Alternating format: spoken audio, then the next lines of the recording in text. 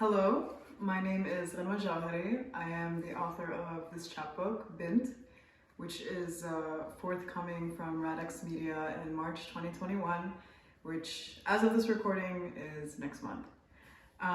Today's Valentine's Day. Happy Valentine's Day. I got vaccinated for the second time, so I'm officially immune for the next who knows how long. Exciting stuff, guys. I want to talk to you a little bit about my chapbook. I'm coming at you from my Brooklyn apartment where I've spent most of COVID, all of COVID, most of COVID.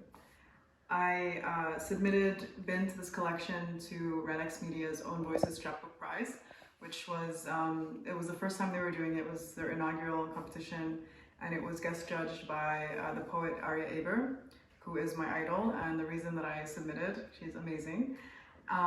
Super happy and blessed to be working with the team at Radix Media. Everybody on the team is incredible, and to be holding this chapbook in my arms, it's crazy. The chapbook is called BINT. BINT is the Arabic word for girl. It's also the Arabic word for daughter, and in conversation, colloquially, it can also be used to imply that somebody is a virgin. So BINT kind of tackles the connection to those identities for a girl. A girl is a girl, she's also a daughter, and it's also implied that she's a virgin, she doesn't have, desires or experience in that way. I love this illustration that my little sister did, Ghinwa Jawhari.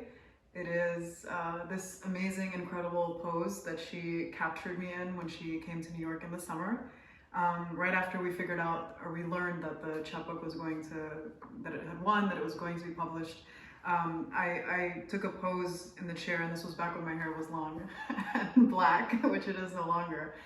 And Nasreen was able to kind of make it into a line drawing, add some, volume and shadows and things like that. It's based on a poem at the end of this book that I'm very excited also to share with you today.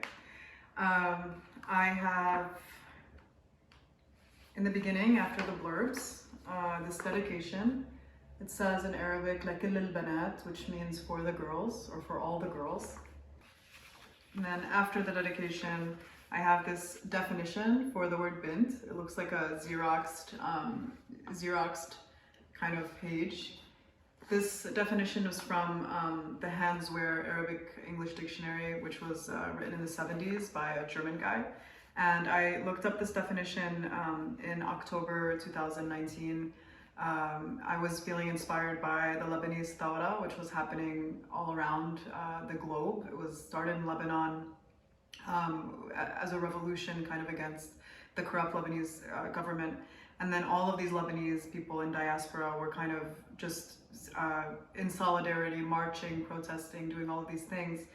And so in an effort to kind of improve my reading and writing in Arabic, I was looking at these very old dictionaries, these Arabic English dictionaries. And again and again, the dictionaries that continued to come up were written by white men, German men, men from the UK, Americans. So I thought it was meaningful and kind of a nice introduction to the collection to say, what does it mean when you as a first generation Lebanese American are looking for this definition that somebody else has written for you, who's not a part of your culture or background. It's a interesting definition because according to my parents, half of it is wrong, and these are words that we don't necessarily use anymore. And so Arabic is constantly in flux, but I wanted to capture it for this beginning.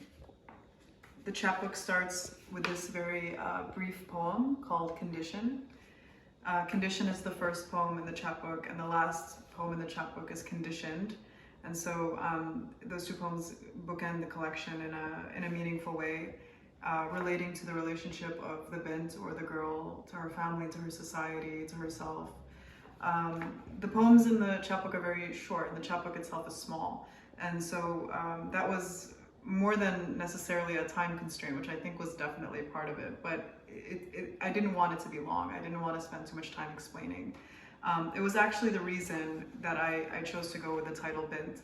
I had multiple people who I showed it to kind of ask me, are you sure people are going to understand that if it's in Arabic? I don't know, the title's not in English, might be, hard or bad, but I didn't write BINT for the English-speaking world, right? There's a lot of people who know exactly what a BINT is, and that's it's for them, both literally and in a practical sense, in the sense that they can hopefully see themselves in it.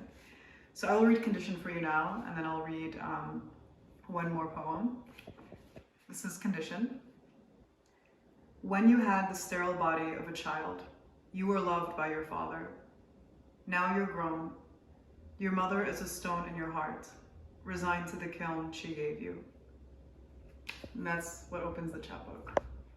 And so I'm going to read one more, and this is As Promised. This is the poem that the cover illustration is based on.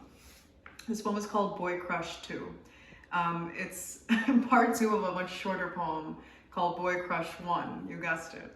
And so the Boy Crush poems kind of started as like this whimsical comparison or juxtaposition to the very clear queer undertones of the majority of the book.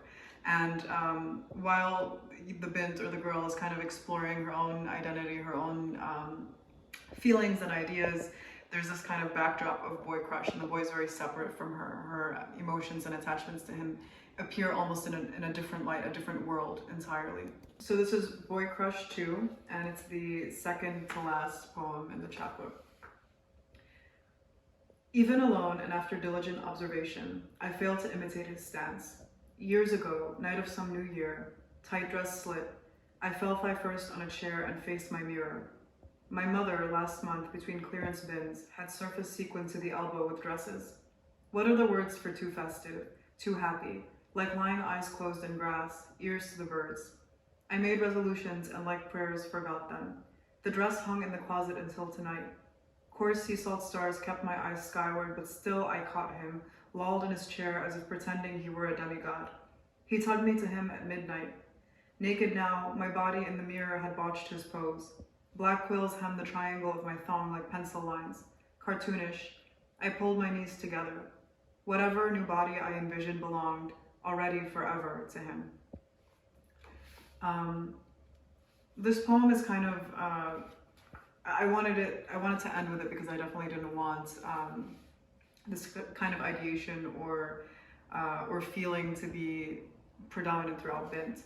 And so when I ended it, or when I got close to the ending in BINT, and I was really kind of wondering where to put this poem, it seemed natural that it happened right kind of before the ending, where she's just figuring out what the body looks like, why the bodies don't look the same.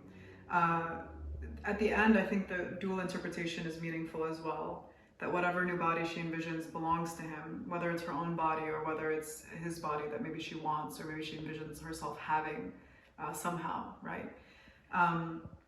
That kind of possession is very predominant throughout the collection.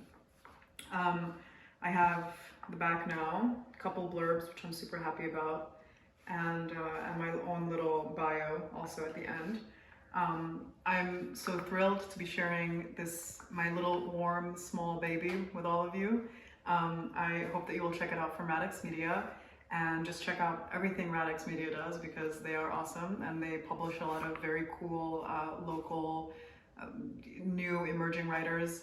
I'm lucky enough to be in Brooklyn near them. I actually picked up this collection relatively recently, and I was just able to go there, pick it up, and come back home. It's union owned, worker owned, and I hope you guys will check it out.